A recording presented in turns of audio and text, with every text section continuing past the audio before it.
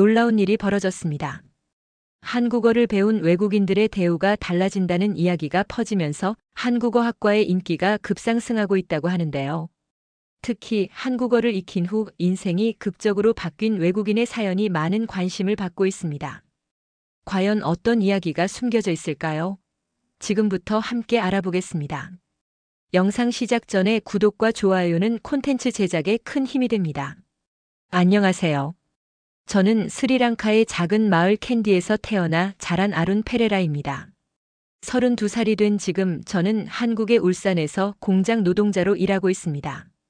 한국과 스리랑카는 멀리 떨어져 있지만 어릴 적부터 한국에 대한 이야기를 듣고 자랐습니다. 우리 마을에 한 번 다녀간 한국인 자원봉사자들이 지어준 학교에서 공부했고 그들이 남겨준 책과 사진을 통해 한국이라는 나라를 동경하게 되었어요. 처음 한국행을 결심했을 때 가족들은 걱정했습니다. 스리랑카에서 한국은 꿈의 나라처럼 여겨졌지만 동시에 너무나 멀고 낯선 곳이기도 했죠. 하지만 아버지의 병원비와 두 동생의 학비를 감당하기 위해서는 더 나은 수입이 필요했습니다. 한국에서 일하는 이웃 형이 한 달에 버는 돈이 스리랑카에서 석 달 동안 일해본 돈보다 많다는 이야기를 들었을 때 저는 결심했어요. 한국에 가기 위해서는 한국어 능력 시험에 합격해야 했습니다. 저는 매일 새벽 4시에 일어나 2시간 동안 공부했고 일을 마친 후에도 밤 11시까지 한국어 책을 붙들고 있었어요. 문법은 어려웠고 발음은 더욱 힘들었습니다. 특히 한국어의 으, 오와 같은 모음 소리는 제 혀를 매번 곤혹스럽게 만들었죠. 6개월간의 고된 공부 끝에 저는 마침내 한국어 능력 시험에 합격했습니다. 시험 결과를 봤던 날 기쁨에 겨워 마을 전체가 들리도록 소리를 질렀던 기억이 납니다. 그러나 기쁨도 잠시 실제로 한국행이 결정되기까지는 또 다른 기다림의 시간이 필요했어요. 서류 준비와 각종 심사를 거쳐 마침내 한국행 비행기를 탈 수 있게 되었을 때 저는 꿈을 꾸는 것 같았습니다. 비행기에서 내려다본 한국의 모습은 제가 상상했던 것보다 훨씬 더 현대적이고 발전된 나라였어요. 스리랑카의 푸른 차밭과 삼림이 펼쳐진 풍경과는 너무도 달랐습니다. 인천공항에 도착해 처음 맞이한 한국은 온통 낯설기만 했습니다. 사람들은 모두 빠르게 걸었고 거리의 간판들은 한글로 가득했어요. 비록 한국어를 공부했지만 실제 한국인들이 구사하는 속도와 억양은 제가 배운 것과 달랐습니다.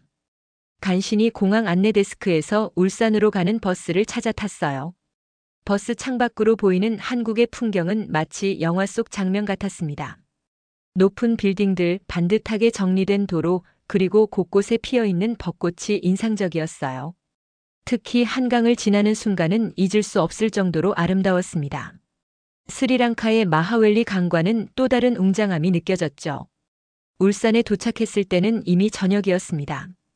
인력 소개소 직원이 나와 저를 기숙사로 안내했어요. 기숙사는 공장 근처에 위치한 작은 아파트였고 저는 이미 한국에서 일하고 있는 네팔과 방글라데시 출신의 노동자들과 방을 함께 쓰게 되었습니다. 그들은 저를 반갑게 맞이해 주었고 간단한 한국 생활 팁을 알려주었어요. 첫날 밤 낯선 침대에 누워 천장을 바라보며 생각했습니다. 이곳에서 잘할 수 있을까? 한국어로 제대로 의사소통할 수 있을까? 가족들에게 충분한 돈을 보낼 수 있을까? 수많은 걱정과 기대가 뒤섞인 채로 잠에 들었어요. 다음 날 아침 공장에서의 첫 출근이 시작되었습니다. 자동차 부품을 만드는 중소기업이었어요.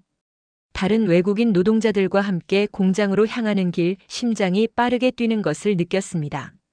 이것이 바로 제 꿈의 시작이구나 생각했죠. 공장에 도착하자 사무실에서 우리를 맞이한 사람은 50대로 보이는 한국인 남성이었습니다. 그가 바로 정 과장이었어요. 그는 우리를 위아래로 훑어보더니 불만스러운 표정을 지었습니다. 너희들 한국말 할 줄 아는 거 맞아? 여기서는 말 못하면 필요 없어. 그의 첫마디에 저는 긴장했지만 배운 한국어를 최대한 또박또박 구사하며 대답했습니다. 네, 한국어 능력시험 3급 합격했습니다. 정 과장은 코웃음을 치며 3급이면 뭘 알겠어? 라고 중얼거렸고 이어서 공장 구석구석을 안내하기 시작했어요. 설명은 빠르고 불친절했지만 저는 최대한 집중하여 모든 내용을 기억하려 노력했습니다. 그렇게 한국에서의 첫날이 시작되었고 저는 이곳에서 새로운 삶을 일구기 위한 긴 여정의 첫 발을 내딛었습니다. 첫 출근 이후 며칠 동안 공장 생활은 상상했던 것보다 훨씬 더 고됐습니다. 아침 6시에 기상해서 저녁 7시까지 일하는 생활이 반복됐죠. 손에는 굳은 살이 박히기 시작했고 허리와 어깨는 항상 뻐근했어요. 하지만 이런 육체적인 고통보다 더 힘든 것은 정 과장의 태도였습니다. 정 과장은 유독 외국인 노동자들에게 가혹했어요. 한국인 직원들에게는 친절하게 대하면서도 우리에게만 큰 소리로 명령을 내리고 사소한 실수에도 화를 냈습니다. 작업 도중에 잠시 휴식을 취하려 하면 어김없이 그의 날카로운 목소리가 들려왔어요. 외국인들은 원래 일을 더 열심히 해야 하는 거야. 안 그래? 그런 말을 들을 때마다 가슴속에서 분노가 일었지만 저는 참아야 했습니다. 가족들에게 보낼 돈이 필요했고 일자리를 잃을 위험을 감수할 수 없었어요. 그래서 저는 묵묵히 고개를 숙이고 일했습니다. 어느 날 정 과장은 저에게 특별히 어려운 작업을 맡겼어요. 평소보다 2배 더 무거운 부품을 혼자서 옮기라는 지시였습니다. 보통은 2명이 함께 하는 작업이었어요. 어차피 너희 나라 사람들은 힘이 세잖아. 혼자서도 충분히 할 수 있을 거야. 그의 말에 동료 한국인 직원 김 차장이 나서서 말했습니다. 과장님, 이건 안전 규정상 2명이 해야 하는 작업입니다. 하지만 정 과장은 듣지 않았어요. 네가 감싸줄 거면 같이 더 일해. 김 차장은 미안한 표정으로 저를 바라보았고 저는 괜찮다는 듯 미소를 짓고 작업을 시작했습니다. 무거운 부품을 옮기다가 균형을 잃어 손가락이 끼었고 순간 날카로운 통증이 손을 관통했어요. 피가 흘렀지만 정 과장은 대수롭지 않게 여겼습니다. 별것도 아닌데 호들갑 떨지 마라. 외국인들은 원래 좀 다쳐도 참아야 돼. 다행히 김 차장이 재빨리 응급처치를 해주었고 상처는 겉보기보다 심각하지 않았습니다. 하지만 그날 밤 기숙사에 돌아와 침대에 누워 천장을 바라보며 생각했어요. 이곳에서 정말 내가 행복할 수 있을까? 그렇게 한 달이 지났고 첫 월급을 받았습니다. 봉투를 열어보니 스리랑카에서 버는 금액의 5배가 넘는 돈이었어요. 이 돈이면 아버지의 약값과 동생들의 학비를 충분히 보낼 수 있었습니다. 가족에게 송금하고 남은 금액으로 한국어 학습 앱을 구입했어요. 더 유창하게 한국어를 구사할 수 있다면 정 과장의 부당한 대우에도 맞설 수 있을 것이라 생각했습니다. 매일 밤 업무를 마치고 기숙사로 돌아와서는 2시간씩 한국어를 공부했어요. 특히 문법과 일상 대화에 중점을 두었습니다. 같은 방을 쓰는 방글라데시 친구 라임은 저의 열정에 감탄했어요. 아룬, 넌 정말 대단해. 이렇게 힘든 일을 하고도 공부할 에너지가 있다니. 저는 웃으며 대답했습니다. 한국어를 더 잘 알아야 우리의 권리도 더 잘 주장할 수 있으니까. 주말에는 김 차장의 도움으로 울산 시내를 구경하기 시작했어요. 그는 친절하게 태화강 공원과 간절곶 등 울산의 명소를 안내해 주었습니다. 또한 한국 음식을 먹으며 문화에 대해 많은 이야기를 들려주었어요. 김 차장과의 대화는 한국어 실력 향상에 큰 도움이 되었습니다. 한국에서 적응하려면 힘든 일 많겠지만 내가 이렇게 열심히 하면 잘할 수 있어. 그의 격려 덕분에 저는 더욱 자신감을 갖게 되었고 한국 생활에 점차 적응해 나갔습니다. 편의점에서 물건을 살 때도 버스를 탈 때도 한국어로 의사소통하려 노력했어요. 실수할 때도 많았지만 대부분의 한국인들은 제 노력을 알아주고 친절하게 대해주었습니다. 그러나 정 과장은 달랐어요. 오히려 제가 한국어를 배우고 주변 환경에 적응하려 노력할수록 그는 더 불편해하는 듯 했습니다.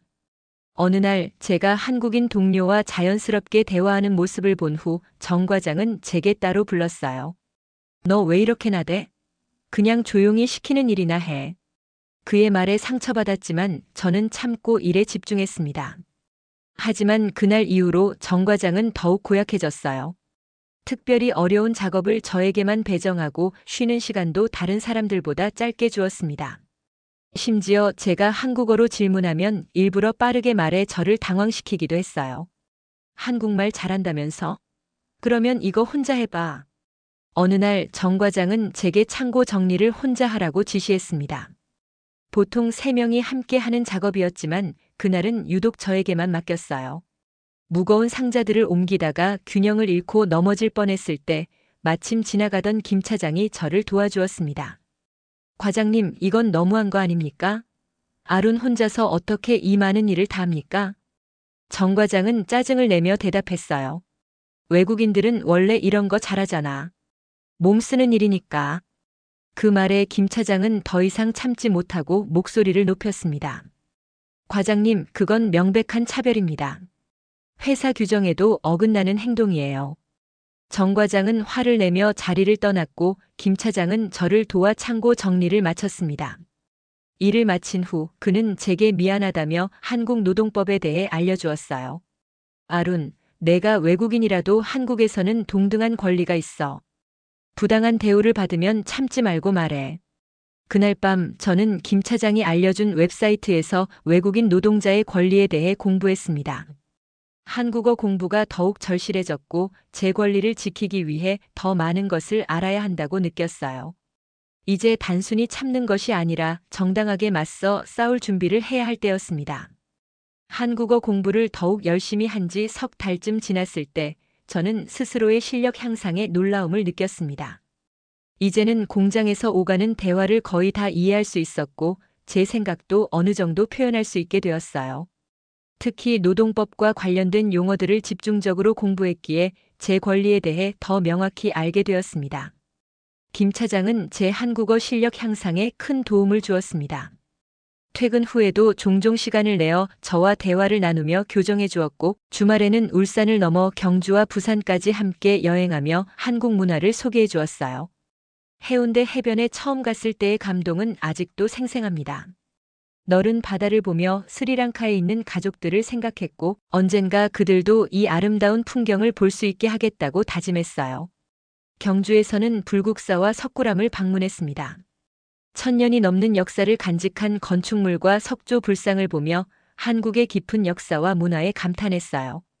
김 차장은 석굴암 불상에 얽힌 이야기를 들려주었고 저는 그 이야기 속에서 한국인들의 정신세계를 엿볼 수 있었습니다. 이런 경험들은 제가 한국을 단순한 돈벌이 장소가 아닌 살아있는 문화와 역사를 가진 나라로 바라보게 해주었어요.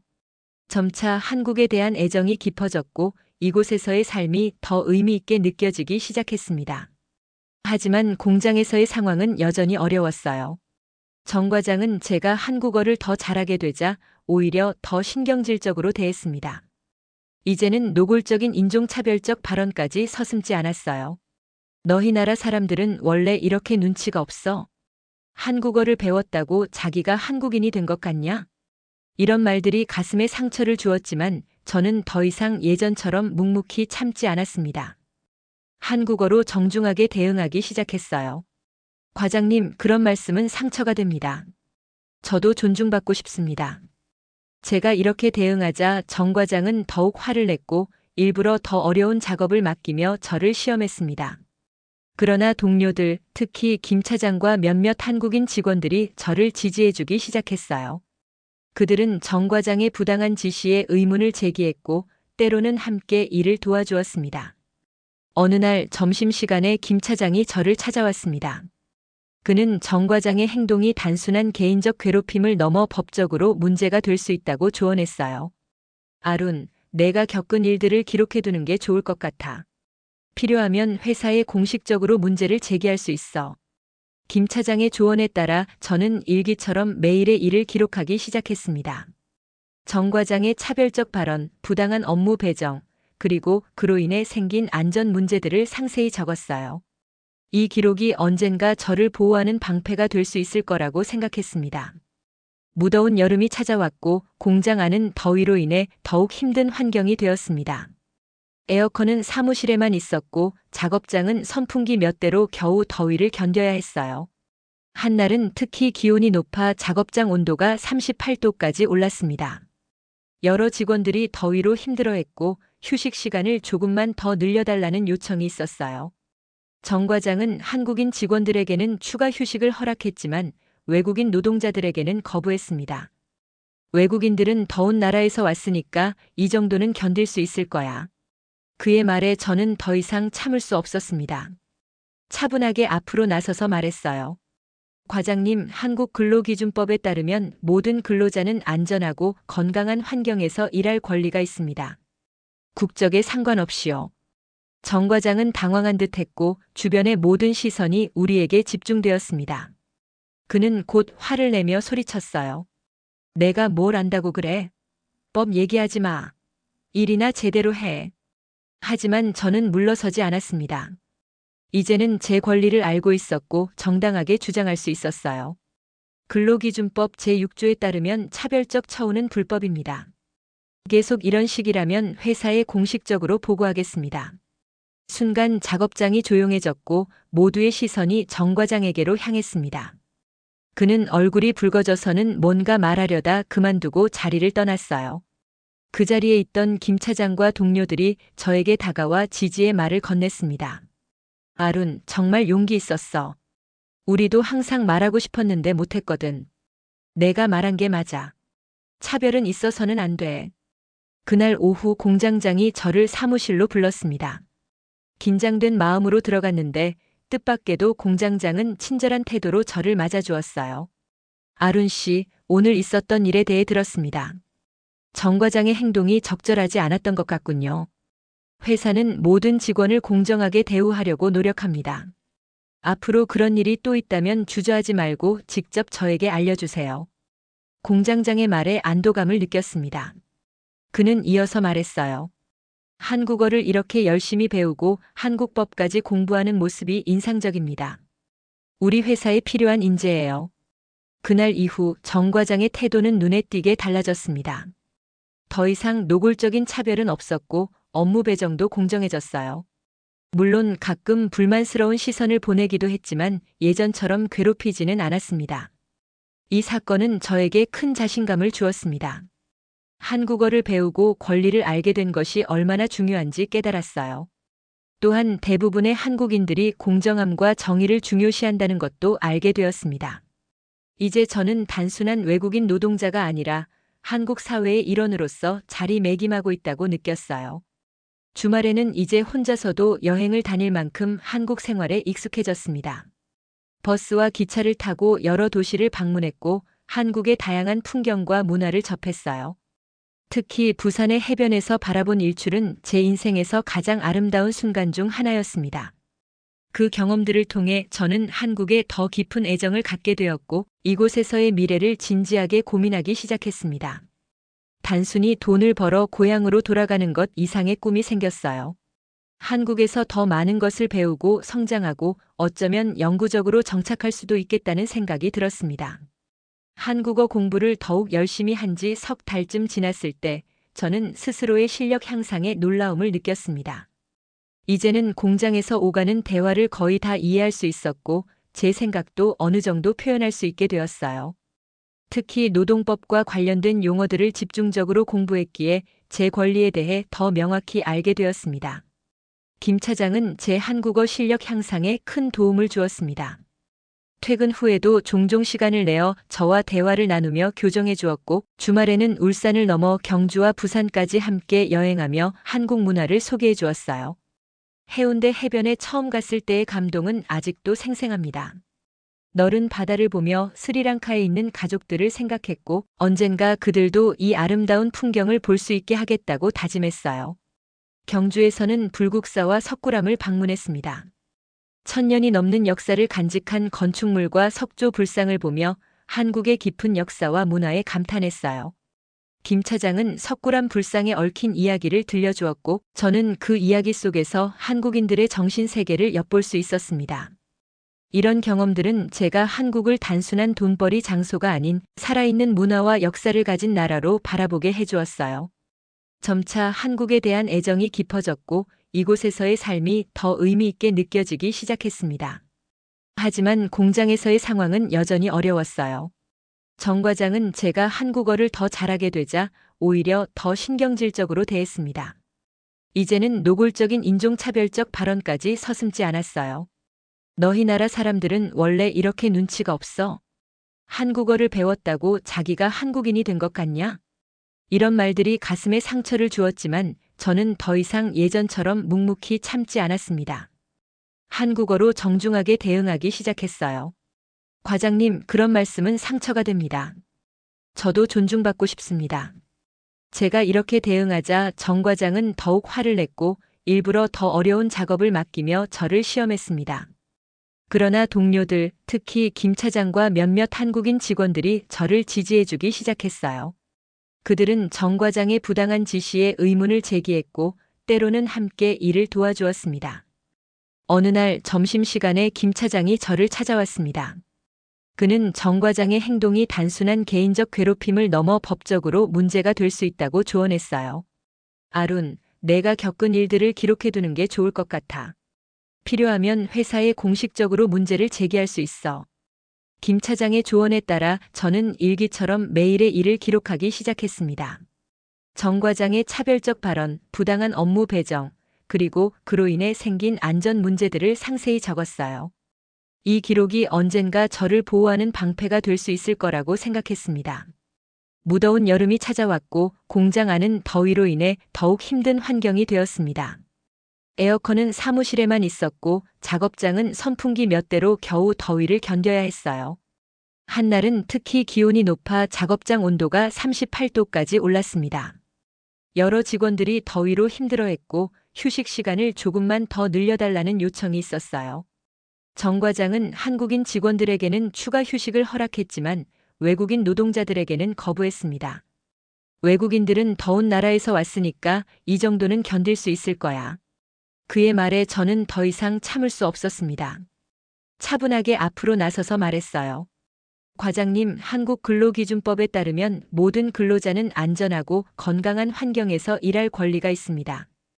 국적에 상관없이요. 정 과장은 당황한 듯 했고 주변의 모든 시선이 우리에게 집중되었습니다. 그는 곧 화를 내며 소리쳤어요. 내가 뭘 안다고 그래? 법 얘기하지 마. 일이나 제대로 해. 하지만 저는 물러서지 않았습니다. 이제는 제 권리를 알고 있었고 정당하게 주장할 수 있었어요. 근로기준법 제6조에 따르면 차별적 처우는 불법입니다. 계속 이런 식이라면 회사에 공식적으로 보고하겠습니다. 순간 작업장이 조용해졌고 모두의 시선이 정 과장에게로 향했습니다. 그는 얼굴이 붉어져서는 뭔가 말하려다 그만두고 자리를 떠났어요. 그 자리에 있던 김 차장과 동료들이 저에게 다가와 지지의 말을 건넸습니다. 아룬, 정말 용기 있었어. 우리도 항상 말하고 싶었는데 못했거든. 내가 말한 게 맞아. 차별은 있어서는 안 돼. 그날 오후 공장장이 저를 사무실로 불렀습니다. 긴장된 마음으로 들어갔는데 뜻밖에도 공장장은 친절한 태도로 저를 맞아주었어요. 아룬 씨, 오늘 있었던 일에 대해 들었습니다. 정 과장의 행동이 적절하지 않았던 것 같군요. 회사는 모든 직원을 공정하게 대우하려고 노력합니다. 앞으로 그런 일이 또 있다면 주저하지 말고 직접 저에게 알려주세요. 공장장의 말에 안도감을 느꼈습니다. 그는 이어서 말했어요. 한국어를 이렇게 열심히 배우고 한국법까지 공부하는 모습이 인상적입니다. 우리 회사에 필요한 인재예요. 그날 이후 정 과장의 태도는 눈에 띄게 달라졌습니다. 더 이상 노골적인 차별은 없었고 업무 배정도 공정해졌어요. 물론 가끔 불만스러운 시선을 보내기도 했지만 예전처럼 괴롭히지는 않았습니다. 이 사건은 저에게 큰 자신감을 주었습니다. 한국어를 배우고 권리를 알게 된 것이 얼마나 중요한지 깨달았어요. 또한 대부분의 한국인들이 공정함과 정의를 중요시한다는 것도 알게 되었습니다. 이제 저는 단순한 외국인 노동자가 아니라 한국 사회의 일원으로서 자리매김하고 있다고 느꼈어요. 주말에는 이제 혼자서도 여행을 다닐 만큼 한국 생활에 익숙해졌습니다. 버스와 기차를 타고 여러 도시를 방문했고 한국의 다양한 풍경과 문화를 접했어요. 특히 부산의 해변에서 바라본 일출은 제 인생에서 가장 아름다운 순간 중 하나였습니다. 그 경험들을 통해 저는 한국에 더 깊은 애정을 갖게 되었고 이곳에서의 미래를 진지하게 고민하기 시작했습니다. 단순히 돈을 벌어 고향으로 돌아가는 것 이상의 꿈이 생겼어요. 한국에서 더 많은 것을 배우고 성장하고 어쩌면 영구적으로 정착할 수도 있겠다는 생각이 들었습니다. 공장에서의 상황이 개선되면서 저는 더 넓은 시야로 한국에서의 미래를 그리기 시작했습니다. 1년이 지나자 한국어 실력은 상당히 향상되었고 이제는 일상 대화뿐만 아니라 뉴스나 드라마도 어느 정도 이해할 수 있게 되었어요. 한국 문화에 대한 이해도 깊어져 명절이나 특별한 날의 풍습도 자연스럽게 받아들이게 되었습니다. 어느 날 김 차장이 흥미로운 제안을 했어요. 울산에 있는 다문화센터에서 외국인들을 위한 창업 교육 프로그램을 운영한다는 소식이었습니다. 주말마다 열리는 이 프로그램은 한국에서 비즈니스를 시작하고 싶은 외국인들에게 필요한 지식과 정보를 제공했어요. 아룬, 넌 한국어도 잘하고 적응력도 뛰어나니까 한번 도전해보는 건 어때? 이 공장에서 평생 일하는 것보다 내 사업을 갖는 게 더 좋지 않을까? 김 차장의 말에 가슴이 뛰었습니다. 사실 스리랑카에 있을 때부터 저는 작은 사업을 꿈꿔왔어요. 우리 마을에 작은 상점이나 식당을 차리는 것을 상상했었죠. 하지만 한국에서 사업을 한다? 그것은 전혀 생각해보지 않은 가능성이었습니다. 그날 밤 잠을 이루지 못하고 이 새로운 가능성에 대해 곰곰이 생각했어요. 한국에서 무슨 사업을 할 수 있을까? 외국인으로서 감당할 만한 일일까? 여러 질문이 머릿속을 맴돌았지만 한 가지 확실한 것은 이것이 제 삶을 크게 바꿀 수 있는 기회라는 점이었습니다. 다음 주 토요일 용기를 내어 다문화센터를 찾았어요. 예상했던 것보다 훨씬 많은 외국인들이 프로그램에 참여하고 있었습니다. 베트남, 필리핀, 태국, 몽골 등 다양한 국가에서 온 사람들이 한국에서의 새로운 도전을 준비하고 있었어요. 강의는 한국어로 진행되었지만 중요한 부분은 영어로도 설명해 주어 이해하기 쉬웠습니다. 첫 수업에서는 한국의 창업 환경과 기본적인 사업자 등록 절차에 대해 배웠어요. 강사는 외국인이 한국에서 사업을 시작할 때 알아야 할 법적 요건과 주의사항들을 상세히 설명했습니다. 특히 인상적이었던 것은 성공 사례 발표였어요. 베트남 출신의 한 여성은 자국 음식을 판매하는 식당을 울산에서 시작해 지금은 체인점으로 확장했다고 했습니다. 태국에서 온 남성은 마사지샵을 운영하며 안정적인 수입을 올리고 있었고요. 그들의 이야기를 들으며 저도 할 수 있다는 자신감이 생겼습니다. 수업이 끝난 후 강사님께 다가가 스리랑카 음식점이나 식료품점을 여는 것에 대한 조언을 구했어요. 강사님은 울산의 스리랑카 커뮤니티가 작지만 존재하고 한국인들도 점점 다양한 외국 음식에 관심을 보이고 있어 가능성이 있다고 말씀해 주셨습니다. 그날부터 주말마다 다문화센터의 창업 프로그램에 참여했어요. 사업 계획 작성, 재무 관리, 마케팅, 기법 등 창업에 필요한 다양한 지식을 배웠습니다. 평일에는 공장에서 일하고 밤에는 한국어를 공부하고 주말에는 창업 교육을 받는 바쁜 생활이 시작되었어요. 김 차장은 제 결정을 전적으로 지지해 주었고 때로는 직접 창업 교육에 동행하기도 했습니다. 그는 한국인의 시각에서 조언을 해주었고 특히 한국 소비자들의 취향과 기대에 대한 통찰력을 나눠주었어요. 아룬, 스리랑카 음식이 맵다고 알려져 있는데 한국인들은 매운 음식을 좋아하지만 그들이 익숙한 매운맛과는 다를 수 있어. 처음에는 한국인 입맛에 맞게 조절하는 것도 고려해봐. 한편 정 과장과의 관계도 조금씩 개선되었습니다. 그는 여전히 가끔 까다로운 모습을 보였지만 예전처럼 노골적인 차별은 하지 않았어요. 어쩌면 저를 이제 동등한 인간으로 조금씩 인정하기 시작한 것인지도 모르겠습니다. 창업 교육을 받은 지 3개월째, 저는 구체적인 사업 아이템을 구상하기 시작했어요. 스리랑카 음식 중에서도 한국인들이 좋아할 만한 것들을 생각해 보았습니다. 코티지나 랑퍼바트 같은 음식이 한국인의 입맛에 맞을지 고민했어요. 또한 스리랑카 홍차와 향신료를 판매하는 방안도 검토했습니다. 어느 날 김 차장의 가족을 초대해 제가 직접 스리랑카 음식을 만들어 대접했어요. 처음 해보는 도전이었지만 어머니로부터 배운 레시피를 최대한 재현하려 노력했습니다. 김 차장의 아내와 두 아이들은 처음 접하는 스리랑카 음식에 호기심 어린 눈빛을 보였어요. 와, 이런 맛은 처음이에요. 매콤하면서도 코코넛 향이 은은하게 나서 정말 특별해요. 김 차장의 아내가 폴로 코타폴로 KOTTA를 맛보고 한 말에 기뻤습니다. 아이들도 덜 매운 음식들을 맛있게 먹어주었고 특히 스리랑카 디저트인 와탈라파는 모두에게 인기였어요. 아룬, 이렇게 맛있는 음식이라면 반드시 성공할 거야. 한국인들도 새로운 맛에 도전하는 걸 좋아하거든. 김 차장의 격려에 더욱 자신감이 생겼습니다. 그날 밤 스리랑카에 있는 가족들과 영상통화를 하며 제 꿈에 대해 이야기했어요. 처음에는 걱정하는 기색이 역력했지만 제가 얼마나 진지하게 준비하고 있는지 설명하자 점차 지지해주기 시작했습니다. 아들아, 내가 정말 원한다면 우리는 내 편이란다. 하지만 신중하게 결정해야 해. 어머니의 말씀이 큰 힘이 되었습니다. 저는 더욱 구체적인 사업 계획을 세우기 시작했어요. 초기 자본금 위치 선정, 메뉴 구성, 가격 책정 등 모든 것을 꼼꼼히 계획했습니다. 처음에는 작은 규모로 시작해 점차 확장해 나가는 전략을 세웠어요. 창업 준비와 함께 저는 한국에서의 장기 체류를 위한 법적 절차도 알아보기 시작했습니다. 기존의 노동비자에서 사업비자로 전환하는 방법, 나중에는 영주권을 얻을 수 있는 가능성까지 탐색했어요. 한국에서의 미래가 점점 더 구체적으로 그려지기 시작했습니다. 그러던 어느 날 공장에서 예상치 못한 소식을 접했습니다. 정 과장이 다른 지점으로 발령받게 되었다는 소식이었어요. 처음에는 믿기지 않았지만 곧 사실임을 확인했습니다. 그의 마지막 날 모두가 간단한 송별회를 열었고 놀랍게도 정 과장은 제게 다가와 말을 걸었어요. 아룬, 내가 너한테 못되게 굴었던 것 같아. 사실 나도 젊었을 때 외국에서 일한 적이 있어. 일본에서 3년간 공장 일을 했었는데 차별받는 게 어떤 건지 알아.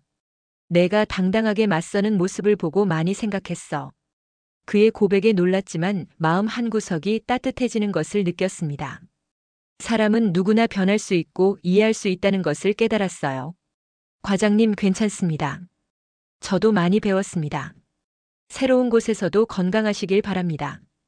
우리는 어색하게 웃으며 악수를 나누었고 그렇게 정 과장과의 갈등은 의외로 평화롭게 마무리되었습니다. 때로는 가장 어려운 관계에서도 화해와 이해가 가능하다는 것을 배웠어요. 정 과장이 떠난 후 공장 분위기는 한결 밝아졌습니다. 새로 부임한 과장님은 모든 직원들을 공평하게 대하려 노력했고 외국인 노동자들의 의견도 존중해 주었어요. 작업 환경도 개선되었고 생산성도 오히려 높아졌습니다. 이제 저는 더 확신을 가지고 제 꿈을 향해 나아갈 수 있게 되었습니다. 한국에서의 새로운 도전, 그것은 더 이상 막연한 상상이 아닌 구체적인 계획이 되어가고 있었어요. 한국에서의 삶이 안정되면서 저는 스리랑카 식당을 창업하기 위한 본격적인 준비를 시작했습니다. 한 년 반 동안 모은 저축금으로 울산 남구의 작은 상가에 자리를 얻었어요. 그곳은 대학교와 가까워 젊은 고객들이 많은 지역이었습니다. 식당 인테리어는 김 차장의 도움으로 스리랑카의 전통적인 분위기와 현대적인 감각을 조화시켰어요. 벽에는 스리랑카의 아름다운 풍경 사진들을 걸었고 전통 음악을 배경으로 틀었습니다. 메뉴는 한국인의 입맛에 맞게 약간 조정했지만 본연의 맛을 유지하려 노력했어요. 코티지와 같은 매운 음식은 매운 정도를 선택할 수 있게 했고 처음 접하는 사람들을 위해 각 메뉴에 상세한 설명을 넣었습니다. 개업 전날 스리랑카에 있는 가족들과 영상통화를 했어요. 어머니는 눈물을 글썽이며 자랑스럽다고 말씀하셨고 아버지는 묵묵히 고개를 끄덕이셨습니다. 두 동생들은 언젠가 한국에 와서 제 식당을 보고 싶다고 했어요. 내일이 내 인생의 새로운 시작이구나. 모든 신의 축복이 있기를 바란다. 어머니의 말씀에 저도 눈시울이 붉어졌습니다. 이 모든 것이 가족을 위한 것이었는데 이제는 제 꿈이 되어 있었어요. 개업 당일 예상보다 많은 손님들이 찾아왔습니다. 김 차장이 회사 동료들과 함께 축하해 주러 왔고 다문화센터의 선생님과 친구들도 응원해 주었어요. SNS를 통한 입소문도 큰 도움이 되었습니다. 처음에는 주문이 밀리고 실수도 있었지만 고객들은 이해해 주었어요. 특히 스리랑카 홍차에 대한 반응이 좋았고 코코넛 밀크로 만든 커리 요리들도 인기를 끌었습니다. 개업 한 달 후 지역 신문사에서 취재를 왔어요. 스리랑카 청년이 울산에 전하는 이국적 맛이라는 제목의 기사가 실렸고 이를 계기로 더 많은 손님들이 찾아오기 시작했습니다. 가게가 안정되자 저는 스리랑카에서 가족을 초청할 계획을 세웠어요. 우선 어머니를 모시고 싶었지만 아버지의 건강 상태가 여행을 허락하지 않았습니다. 대신 저는 더 자주 고향에 돈을 보내고 영상통화로 가족들에게 한국에서의 삶을 보여주었어요. 어느 날 한 한국인 단체 손님이 찾아왔습니다. 그들은 스리랑카 봉사활동을 계획 중인 대학생들이었어요. 저와 이야기를 나누며 그들은 제가 어린 시절 다녔던 학교가 한국 봉사단체가 지은 것임을 알게 되었습니다. 정말요? 저희 선배들이 지은 학교였군요. 세상이 정말 좁네요. 그 인연에 모두가 놀랐고 저는 그들에게 스리랑카의 문화와 현지 정보를 자세히 알려주었습니다. 그렇게 제 식당은 단순한 음식점을 넘어 작은 문화교류의 장이 되어갔어요. 식당 오픈 1년이 지나자 스리랑카의 맛은 울산에서 꽤 알려진 이국적 음식점이 되었습니다. 단골 고객도 늘었고 주말에는 예약 없이 방문하기 어려울 정도로 인기가 있었어요. 이제는 직원도 3명을 고용해 운영하게 되었습니다. 2명은 저와 같은 스리랑카 출신이었고 1명은 요리에 관심 있는 한국인 대학생이었습니다. 사업이 안정되면서 저는 더 큰 꿈을 꾸기 시작했어요. 한국의 영주권을 신청하기 위한 자격 요건을 모두 갖추었고 서류 준비를 시작했습니다. 또한 스리랑카 친구들이 한국에서 일할 기회를 얻도록 도와주었어요.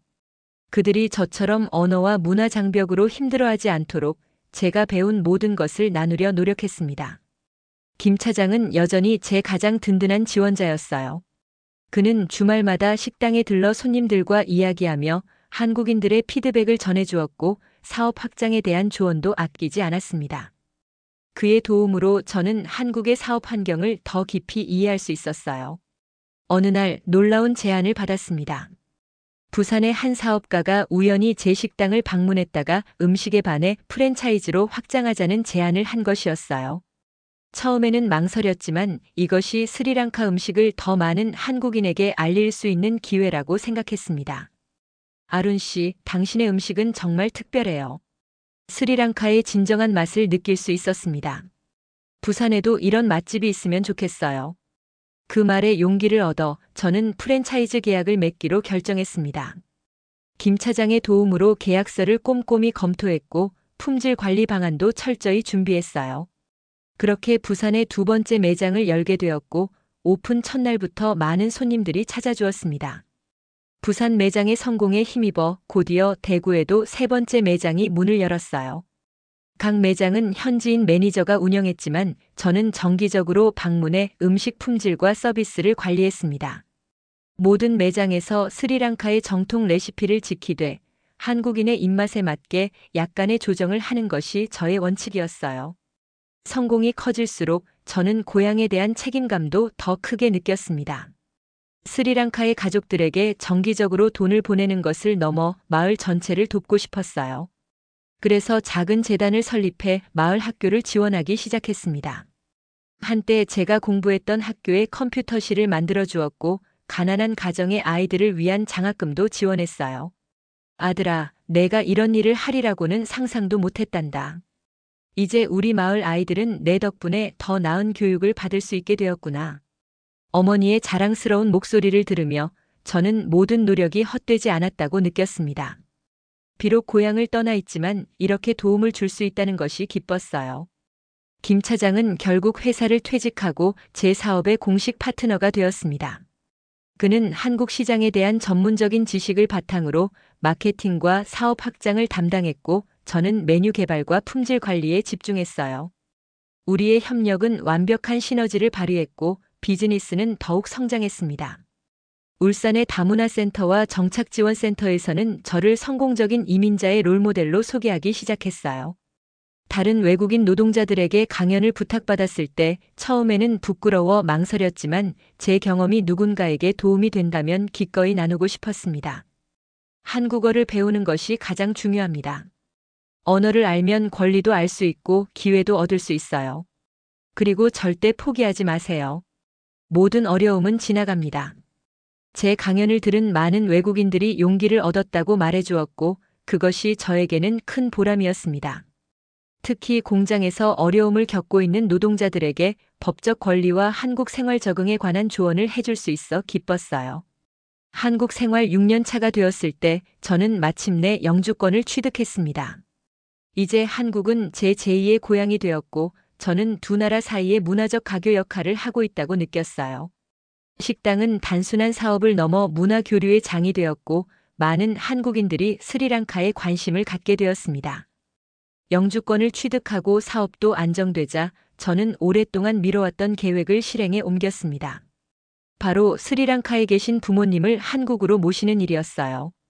특히 아버지의 건강이 좋지 않아 한국의 의료 시스템으로 치료받길 원했습니다. 초청 절차는 생각보다 복잡했지만 김 차장의 도움과 제가 쌓아온 신뢰 덕분에 무사히 진행되었어요. 부모님이 인천공항에 도착하시던 날, 저는 떨리는 마음으로 마중을 나갔습니다. 3년 만에 뵙는 부모님은 예전보다 훨씬 나이 들어 보이셨지만 눈빛만은 여전히 따뜻했어요. 아들아, 정말 대단하구나. 내가 이런 나라에서 이렇게 성공할 줄이야. 어머니는 저를 꼭 안아주셨고 아버지는 묵묵히 주변을 둘러보며 감탄하셨습니다. 두 분을 울산의 제 아파트로 모시고 왔을 때 그들의 표정에서 자부심과 놀라움을 동시에 볼 수 있었어요. 부모님은 한국 생활에 천천히 적응해 나가셨습니다. 아버지는 한국의 선진 의료 시스템 덕분에 건강이 크게 호전되었고 어머니는 한국 드라마를 보며 기초 한국어를 배우기 시작하셨어요. 두 분은 제 식당에도 자주 오셔서 손님들과 인사를 나누며 즐거워하셨습니다. 아들아, 내 음식이 정말 맛있구나. 우리 마을의 맛을 그대로 살렸네.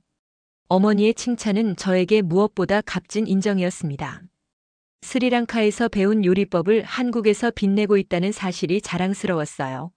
한국 방송국에서 제 이야기에 관심을 보이기 시작했고 간단한 다큐멘터리를 찍자는 제안도 받았습니다. 이국에서 꽃 피운 꿈이라는 제목의 이 프로그램은 외국인 노동자에서 성공한 사업가가 된 저의 여정을 담았어요. 방송 이후 더 많은 사람들이 제 식당을 찾았고 인터뷰 요청도 늘어났습니다. 어느 날 놀랍게도 정 과장이 서울에서 내려와 제 식당을 찾았어요. 그는 많이 변해 있었고 진심으로 저의 성공을 축하해 주었습니다. 아룬, 내가 이렇게 성공할 줄 알았다면 그때 더 잘해줬을 텐데. 정말 대단하다. 과거의 갈등을 뒤로하고 우리는 오랜 친구처럼 대화를 나눴습니다. 그 역시 공장을 떠나 작은 사업을 시작했다고 했어요. 인생은 때로 예상치 못한 방향으로 흘러가지만 결국 모두가 각자의 길을 찾아간다는 것을 느꼈습니다. 한국에서의 성공 스토리가 스리랑카에도 알려지자 고향 마을에서는 저를 영웅처럼 여기기 시작했어요. 마을 젊은이들에게 저는 희망의 상징이 되었고 한국으로 유학이나 취업을 꿈꾸는 이들이 조언을 구하기도 했습니다. 저는 더 많은 스리랑카 사람들이 한국에서 기회를 찾을 수 있도록 돕고 싶었어요. 그래서 고향 마을에 작은 한국어 학원을 열었고 온라인으로 수업을 진행했습니다. 또한 한국 취업에 필요한 정보와 준비 과정을 안내해주는 가이드북도 만들었어요. 이제 저는 스리랑카와 한국 사이의 작은 다리가 되어 두 나라의 문화와 사람을 연결하는 역할을 하고 있습니다. 처음 한국에 왔을 때의 두려움과 불안은 이제 자신감과 자부심으로 바뀌었어요. 그리고 이 모든 것이 한국어를 배우고 한국 문화를 이해하려는 노력에서 시작되었다는 것을 잊지 않고 있습니다. 한국에 온 지 10년이 되는 해, 저는 스리랑카의 전통 음식과 문화를 알리는 문화센터를 열었습니다. 식당 옆 공간을 활용해 스리랑카의 역사, 음식, 언어를 배울 수 있는 작은 박물관 겸 교육장을 만든 것이었어요. 이곳에서는 매주 주말마다 스리랑카 요리 클래스를 열었고 전통 춤과 음악 공연도 가끔 선보였습니다. 문화센터는 예상보다 더 큰 호응을 얻었어요. 특히 한국의 청소년들과 대학생들이 많이 찾아왔고 스리랑카 여행을 계획하는 이들에게 유용한 정보를 제공했습니다. 저는 이 공간이 단순한 관광 정보를 넘어 깊이 있는 문화 교류의 장이 되길 원했어요. 스리랑카와 한국은 멀리 떨어져 있지만 놀랍게도 많은 공통점이 있습니다. 두 나라 모두 가족을 중시하고 손윗사람을 공경하며 교육을 중요시하지요. 문화센터에서 진행한 강연에서 저는 이렇게 말했고 많은 사람들이 공감했습니다. 서로 다른 문화 속에서도 인간의 기본 가치는 크게 다르지 않다는 것을 느꼈어요. 어느 날 한국의 한 대기업에서 특별한 제안을 받았습니다. 그들은 스리랑카에 공장을 설립할 계획이었고 저에게 현지 컨설턴트 역할을 해달라는 것이었어요. 두 나라의 문화와 언어를 모두 이해하는 제가 가교 역할을 할 수 있다고 생각한 것입니다. 처음에는 망설였지만 이것이 스리랑카의 경제 발전과 일자리 창출에 도움이 될 것이라 생각해 수락했습니다. 이제 저는 한 달에 한 번씩 스리랑카를 방문하며 양국 기업 간의 협력을 돕고 있어요. 제가 한때 외국인 노동자로 겪었던 어려움을 기억하며 한국 기업이 현지 직원들을 존중하고 공정하게 대우하도록 조언하고 있습니다. 프랜차이즈 사업은 이제 전국 10개 도시로 확장되었고 스리랑카의 맛은 한국에서 인정받는 외국 음식 브랜드가 되었어요. 물론 사업 규모가 커질수록 어려움도 많았지만 김 차장과 함께 하나하나 해결해 나갔습니다. 부모님은 결국 한국에 정착하기로 결정하셨고 이제는 저희 식당에서 손님들을 맞이하는 것을 즐기십니다. 어머니는 특별 메뉴를 개발하는 데 도움을 주시고 아버지는 한국어를 열심히 배워 지금은 간단한 대화가 가능해지셨어요. 어느 날 저녁 강변을 걸으며 지난 10년을 돌아보았습니다. 처음 한국에 왔을 때 느꼈던 두려움과 불안, 차별과 어려움, 그리고 그것을 극복하며 이룬 성장과 성공. 모든 것이 제 인생의 소중한 부분이 되었어요. 한강의 야경을 바라보며 저는 감사함을 느꼈습니다. 한국이라는 나라의 김 차장 같은 친구들에게, 그리고 제 가능성을 믿어준 모든 이들에게. 이제 한국은 제 영혼의 절반을 차지하는 제2의 고향이 되었어요. 다음 날 문화센터에서 스리랑카 학생들을 위한 장학금 전달식을 가졌습니다. 10명의 학생들에게 한국 유학 기회를 제공하는 프로그램이었어요. 그들의 환한 표정을 보며 저는 제 경험과 성공이 다른 이들에게 희망이 된다는 사실에 깊은 보람을 느꼈습니다. 여러분, 한국은 도전의 땅입니다. 언어와 문화의 장벽이 있지만 열심히 배우고 적응한다면 무한한 기회가 있는 곳이기도 합니다. 저는 여러분 모두가 자신만의 꿈을 이룰 수 있기를 진심으로 응원합니다. 이제 저는 스리랑카와 한국, 두 나라 모두를 사랑하는 사람이 되었습니다. 두 문화 사이에서 때로는 혼란스럽기도 하지만 그것이 오히려 제 삶을 더 풍요롭게 만들어 주었어요. 처음에는 단순히 더 나은 삶을 찾아 떠났던 여정이 이제는 두 나라를 잇는 다리를 만드는 사명이 되었습니다. 엄마, 아빠, 나 한국어로 말할 수 있어. 그리고 여기에서 잘 지내고 있어요. 처음 한국에 와서 가족들과 나눈 영상통화에서 했던 이 말을 떠올리며 저는 미소 지었습니다. 그때는 몰랐지만 그것이 제 새로운 삶의 시작이었고 지금도 그 여정은 계속되고 있습니다. 오늘의 사연 어떻게 들으셨나요? 사연이 여러분의 마음을 울렸다면 구독과 좋아요, 댓글 많이 남겨주세요. 부탁드립니다. 영상 시청해주셔서 감사합니다.